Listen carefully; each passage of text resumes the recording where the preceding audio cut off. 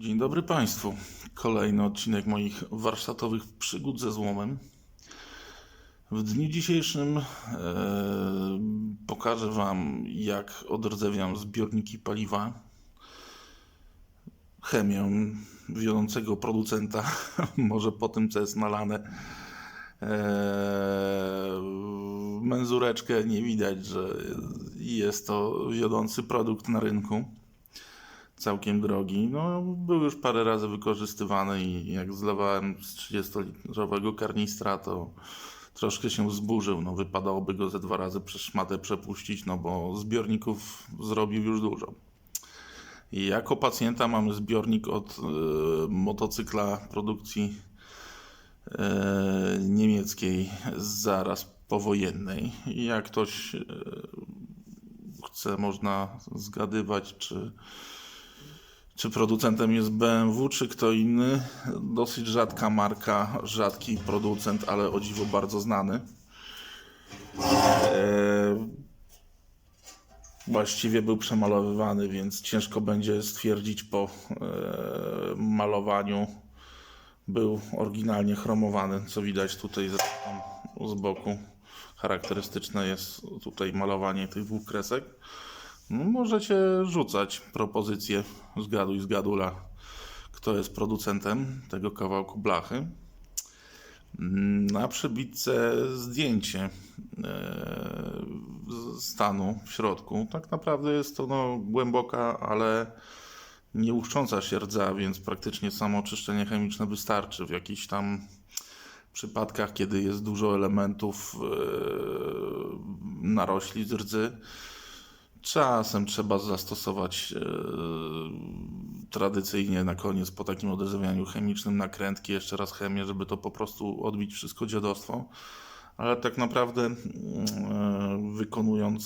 wykonując odrdzewianie w warunkach tak zwanych dla chemii normalnych, czyli dodatnia temperatura. Nie robimy tego w temperaturach 5 stopni w garażyku gdzieś tam, tylko niestety do domu, do piwnicy i warunki pokojowe, tak?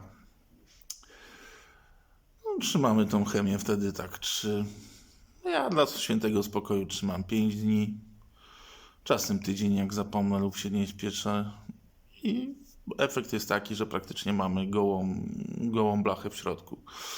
Później trzeba to dobrze wypłukać, odtłuścić i w zależności od zamówienia jedziemy z 2-składnikową żywicą dla całkowitego zabezpieczenia. W tym wypadku jest to tylko pokazówka działania chemii. Nie jest to reklama chemii producenta, bo nikt mi za to nie płaci.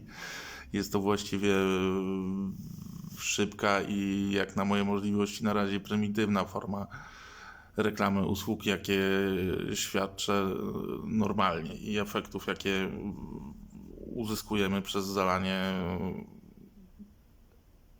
chemii wiodącej marki, a nie robienie jakichś dziwnych czarów z kwaskiem cytrynowym czy elektrolizą w zbiorniku. Ja to jednak bałbym się, że mi lakier odlezie w drugą stronę, nie tylko wrzucony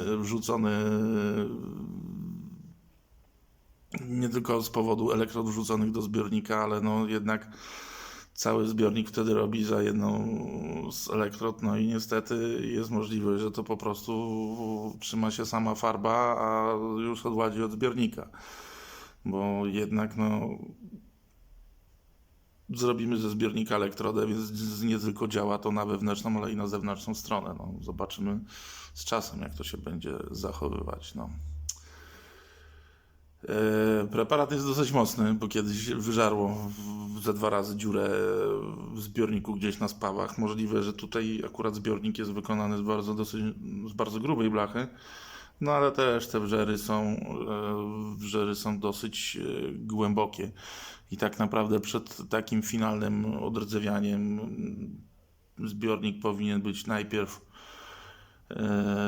wypiaskowany, czy już zabezpieczony nawet jakąś tam farbą podkładową, bo bez sensu tak naprawdę później znowu piaskować zabezpieczony zbiornik w środku. No, też może mieć to jakiś tam wpływ rozgrzewanie blachy na to, że zacznie tam powiedzmy się odparzać. Później malowana żywicami wewnętrzna powłoka, a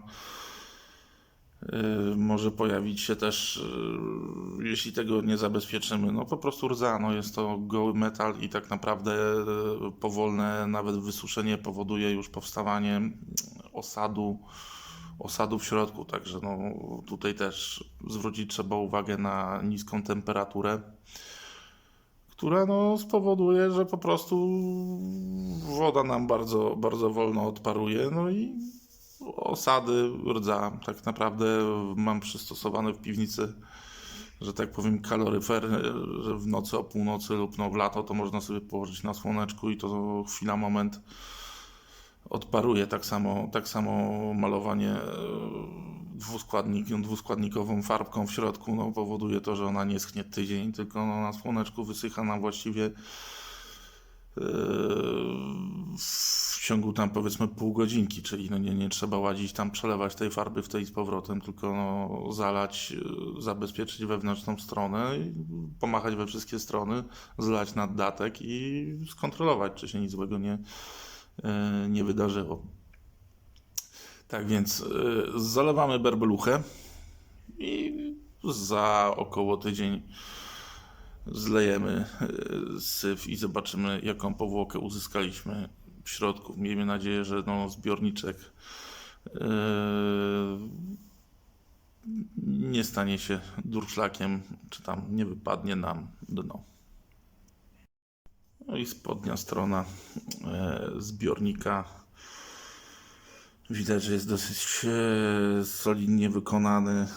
Mocowania tutaj pod przewody paliwowe, właściwie pod dwa kraniki. Mimo małej pojemności motocykla, zresztą nie wiem, czy to były dwa kraniki, czy to były jakieś tam tylko przewody paliwowe łączące się. No, wygląda to dość solidnie. No, blacha jest gruba, to jest no, powierzchowna rdza. No, nie powinno się to na jakichś tam spawach porozłazić. No. Ale tak czy siak musi wylądować w pojemniku, który no, zabezpieczy przed po prostu rozlaniem się preparatu, bo parę złotych jednak kosztuje. I siuplejemy berbeluchę do zbiorniczka. No i cyk, następna porcja do zbiorniczka. Zawsze się rozlewa. Także kisimy ogóreczki.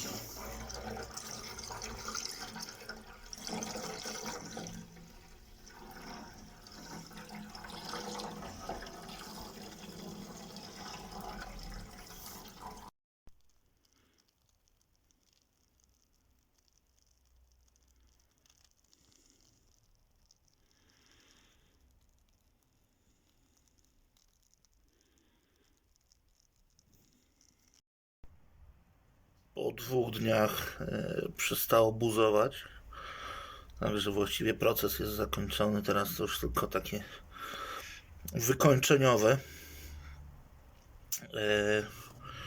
No i nie stracił szczelności, także nie ma katastrofy, nie będzie spawania. No i zlewamy za jakieś 2-3 dni, zobaczymy, jak będzie czyściutko w środku. No, dzień 5, troszkę ubyło, dolałem, poszło w skrzynkę narzędziową. No i tak bywa. I niestety dzień 5 system upadł. Wydawało się bardzo twardo, bardzo grubo, a niestety tak jak widać, tu nam wyszła dziurka, tu nam wyszła dziurka, a to jeden dzionek działania od rdzewiacza do gołej blachy troszkę zjadło. Jaki finał wewnątrz?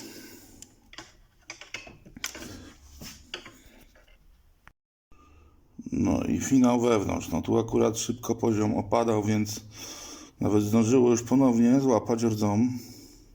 I czy będzie widać? No tam mamy czyściutką praktycznie powierzchnię.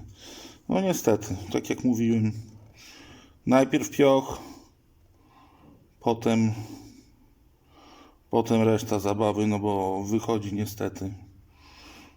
niestety jak wychodzi, no. Ale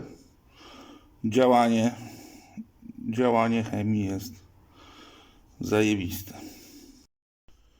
Prawdopodobnie trzeba będzie ten zbiorniczek plus inne graty dać do piaskowania, żeby nie robić tego 2 razy, no bo zaraz złapie to znowu tlenku, zaraz zacznie rdzewieć od samej wilgoci, no i po prostu przepiaskować zbiorniczek, pomalować w środku, wrzucić w podkład, podspawać wcześniej i przygotować. No. Miał być ten motorek robiony na przyszłą zimę, ale chyba zaczniemy troszkę wcześniej. Ale to już kolejny projekt. No i niestety razem z tym zbiornikiem była zalana też Honda. Niestety w Hondzie też wyżarło dziurę pod znaczkiem, także będzie teraz robienie doktoratu, czy ten znaczek jest jakoś przyklejany, czy inaczej montowany, aby go zdjąć, podspawać i zrobić to samo ze zbiorniczkiem. Niestety, no lepiej się to sprawdza przy jakichś świeższych sprzętach lekko podrdzewiałych w środku, pozostawionych na wiele lat, niż w 70-letnich czy 50-letnich motocyklach wyjętych gdzieś tam spod rynny. Także cóż, dzięki, cześć, czołem, subskrybuj ta, klikaj ta, lajkuj ta i widzimy się w następnych odcinkach wypocin garażowych.